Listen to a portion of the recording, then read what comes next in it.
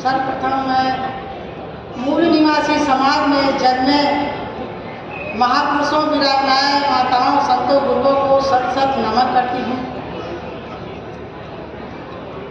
सम्मानित मंच और जो ये वाम सेव का 40वां राष्ट्रीय अधिवेशन और 13वां भारत मुक्ति मोर्चा का ये राष्ट्रीय अधिवेशन हो रहा है, उसकी अध्यक्षता कर रहे हमारे परम आदरणीय मामन मेश्राम साहब, आप सभी को और माननीय राष्ट्रीय अध्यक्ष को हार्दिक अभिनंदन करते हैं। और इस पंडाल में बैठे और पूरे राष्ट्र से, देश के कोने कोने से आए सभी भाइयों बहनों, आप सभी को सादर जय भीम, जय मूल निवासी। साथियों,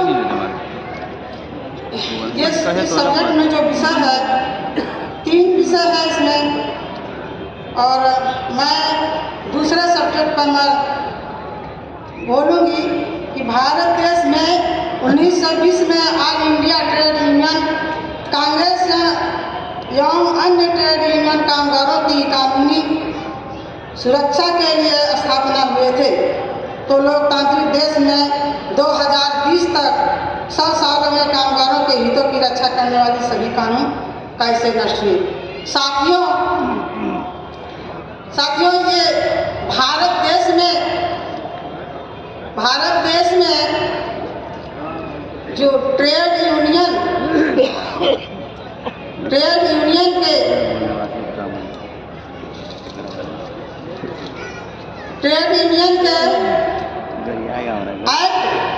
एक्ट से जो मजदूरों का संगठन बना हुआ है, उस संगठन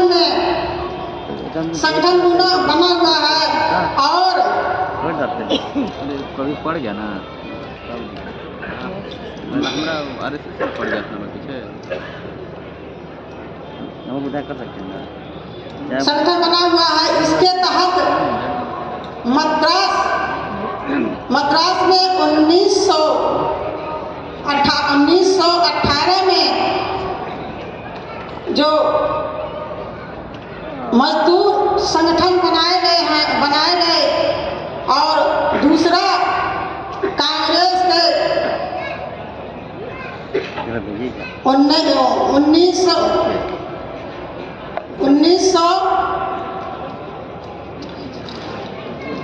1920 में बनाए गए, और तीसरा ये मजदूर संगठन जो है ट्रेड यूनियन बाल गंगाधर तिलक के जन्मदिन के अवसर पर बनाया गया था। और जबकि उस ट्रेड यूनियन को बीजेपी सरकार कहती है कि ये हमारा संगठन है, साथियों, ये ट्रेड यूनियन जो है मजदूर श्रमिकों का जो संगठन बनाया गया था, उस संगठन को मजबूत बनाने के लिए और श्रमिकों के उनको सुविधा के लिए, उनके सम्मान के लिए और उनके अधिकार के लिए जो ये ट्रेड यूनियन का संगठन बनाया गया था, उसमें श्रमिकों को लाभ नहीं मिला। और उनको संगठन जो बनाया था, क्योंकि हमारे जो मूल निवासी समाज के श्रमिक जो हैं, वो जो है मूल निवासी समाज के ही होते हैं, और उसका काम कराने का मालिक जो है उच्च वर्ग का होता है। तो उच्च वर्ग का होता है तो हमारे श्रमिकों का शोषण करता है, और इसी शोषण करने के नाते ये ट्रेड यूनियन श्रमिकों के लिए ये संगठन बनाया गया था। और ये संगठन बना करके हमारे श्रमिकों का कल्याण करने के लिए बनाया गया था। और बनाने के लिए साथियों, ये संगठन बना, ट्रेड यूनियन मजदूरों का, श्रमिकों का बना, मगर उनका उतना लाभ नहीं हुआ। साथियों, ये 1920 में बना और 2020 तक इसका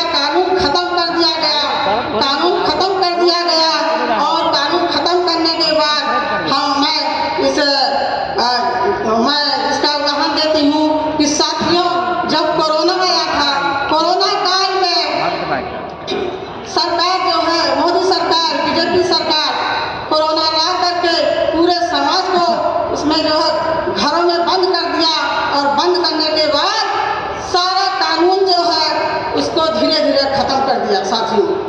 और मोहन भागवत कहता था, उसने बोला, मोहन भागवत ने कहा कि इस कोरोना काल में मोदी सरकार को अवसर है। किस चीज़ का अवसर है? कि वो श्रम कानूनों के लिए वो सब जो है कानून वो धीरे धीरे बदलता गया। साथियों, कानून बदल करके उस कोरोना काल में मैं अपने अयोध्या का एक कांड बताती हूँ कि मेरे अयोध्या में, अयोध्या की रहने वाली अयोध्या का जवाब। साथियों, जब कोरोना आया तो कोरोना में क्या किया कि उसने कोरोना में जो है वो फावड़ा, चांदी का फावड़ा, चांदी का खुरपा, चांदी का करनी और हरा झंडा, सफेद झंडा और नीला झंडा को चांदी का ईंट उसने दफन कर दिया जब उसका उद्घाटन किए सब। तो साथियों, कोरोना के बहाने हमारे जो है सारे कानून खत्म कर दिए गए। इस कानून का लड़ाई कौन लड़ा था? हमारे माननीय परम आदरणीय बाल मेश्राम साहब ने। उस समय हम लोग उसका विरोध कर रहे थे काली पट्टी बांध करके। और साथियों, हमारे जो कर्मचारी हैं संविदा पर, हमारे चाहे जो है आंगनबाड़ी के हुए, चाहे सफाई कर्मी है, साथियों सबको हमारे समाज के लोग जो है वो काम करते हैं। संविदा पर जब से नौकरी देने लगी सरकार, तो संविदा में नौकरी देते देते हमारे बच्चों का रोजगार खत्म कर दिया। बच्चों का रोजगार खत्म कर दिया क्योंकि संविदा पर थोड़ा सा पैसा दे करके सारा काम करा लेती है सरकार और हमारे लोगों को जो है नौकरी, हमारे बच्चों की ऊंची ऊंची डिग्रियां दे करके बैठे हुए हैं। चाहे हमारी आंगनबाड़ी की महिला हुई, चाहे सफाई कर्मी हुई है, चाहे जो है जो भी विभाग है, संविदा पर रखते रखते हमारे लोगों का नौकरियां खत्म कर दिया। साथियों, हमारे बच्चे इधर उधर भटक रहे हैं। साथियों, हमारे संविधान को भी धीरे धीरे खत्म कर रहे हैं। साथियों, हमारा संविधान भी खतरे में है, हमारा लोकतंत्र भी खतरे में है, हमारे बच्चों के, हमारी पीढ़ियों को आने वाले का भविष्य खतरे में है। साथियों, ये जो आंदोलन चल रहा है, हमारे परम आदरणीय बाल मेश्राम साहब जी जो चला रहे हैं, इस आंदोलन में हमें साथ सहयोग दे करके हमारी 50% की महिलाएं जो भागीदारी हमारी महिलाओं की होती है, वो हमारी महिलाओं को मैं अपनी महिलाओं से अपील करती हूँ कि इस आंदोलन में जब तक हम 50% की महिलाएं सहभागी नहीं होते हैं, तब तक हमारा कोई आंदोलन सफल होने वाला नहीं है। क्योंकि हमारे महापुरुषों ने जो आंदोलन किया था वो बाबा साहब और ज्योतिराव फुले जानते थे कि हमारे महिलाओं के बगैर, वो महिलाओं की कीमत समझते थे। इसी तरह के हमारे पुरुष भाई जो है आज भी महिलाओं को अपने घर से निकाले, घर का काम रोज करना है। साथियों, जब तक हमारी महिलाएं 50% और साथ इस आंदोलन में सहभागी नहीं होती हैं, तब तक हमारा ये आंदोलन सफल होने वाला नहीं है। साथियों, क्योंकि जो आंदोलन हमारे महापुरुषों ने 108 साल तक चलाया था, उसके बदौलत आज हम लोग उसका फल खा रहे हैं। जो पेड़ लगाया था मैं, साथियों, उसका फल हम लोग खा रहे हैं। साथियों, और जब तक ये हम अपने बच्चों के लिए, जब तक हम ये पेड़ नहीं लगाएंगे, अपने संविधान को नहीं बचाएंगे, अपने लोकतंत्र को नहीं बचाएंगे, अपने वन वोट वन वैल्यू का जो बाबा साहब डॉक्टर भीमराव अम्बेडकर ने इतना अथक प्रयासों से दिया था, साथियों, हम लोग वोट भी नहीं दे पाएंगे। क्योंकि 2024 का जो चुनाव आ रहा है, वो जो है एक साधनी बीजेपी का उसने चैलेंज किया था और उनका एजेंडा भी यही है। साथियों, हमें ईवीएम की लड़ाई भी लड़ना होगा। हमें ईवीएम के लिए हमें सड़क पर उतरना होगा। 31 जनवरी को हम लोगों को चलना है, ज़्यादा से ज़्यादा भीड़ में हम लोग को इकट्ठा होना। साथियों, हमें अपने हक अधिकार का जो है, हमें बाबा साहब डॉक्टर भीमराव अम्बेडकर ने जो संविधान में हमको दिया था, हमारा सब खत्म हो रहा है। संविधान में हमें हक अधिकार, हमको तो बीजेपी सरकार ने 70-75 साल से है। हमारे बच्चों का, हम लोगों का हक अधिकार तो पूरा दिया ही नहीं है और हमारा हक अधिकार खत्म करने की साजिश कर रहे हैं। साथियों, मुझे पर्ची मिल रही है बार बार। साथियों, मैं चंद पर्चियों के साथ अपनी बात को समाप्त करूंगी।